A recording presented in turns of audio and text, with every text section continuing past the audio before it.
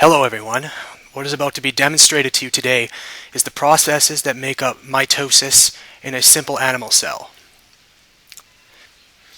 Here is a simple yet brief introduction to what you can find inside of a cell that is about to undergo division.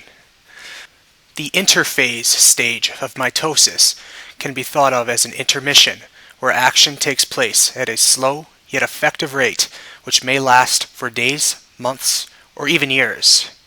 The cell membrane holds the nuclear membrane, or the nucleus, which we like to call it, which contains the nucleolus and chromatin. Surrounding the nuclear membrane, there are centrioles, which contain the chromosomes. The whole structure we see there is known as an aster.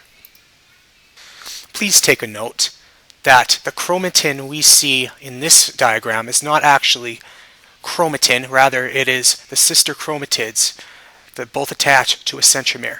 In most cases, however, strings are drawn to represent chromatin, which take on the look of spaghetti, as you will see in a diagram later on.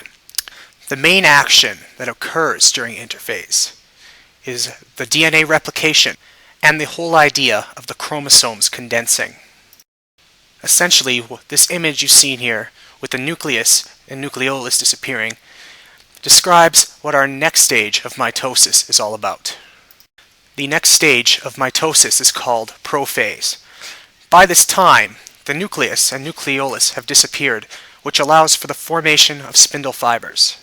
The centrioles continue to migrate to opposite poles by this stage. Again, 92 chromosomes still exist in this stage. And essentially what this stage describes is the pairing of the chromosomes. The third stage of mitosis is called metaphase. Simply, in this phase, chromosomes line up along the equatorial plate of the cell, which simplistically means that all the chromosomes in their pairs meet in the middle. At this point, the spindle fibers attach to the chromosomes at their centromeres. Again, 92 chromosomes still exist in this stage. In these images, we see the chromosomes splitting apart from their centromeres and forming their own. Well, that is essentially what the next stage of mitosis is all about. The fourth stage of mitosis is called anaphase. You can simply think of this stage as the chromosomes moving apart from one another. However, the more scientific way of describing this is the chromosomes split at their centromere and sister chromatids are pulled to opposite poles. Again, 92 chromosomes still exist in this stage. However, it must be thought of differently. There are 46 chromosomes, or sister chromatids, that are situated at opposite poles. The fifth and final stage of mitosis is called telophase. This is the stage where the chromosomes unwind and the nucleus and nucleolus reform. Also, a process called cytokinesis occurs, which is the replication and division of the rest of the cell's organelles and the pinching apart of the cell membrane.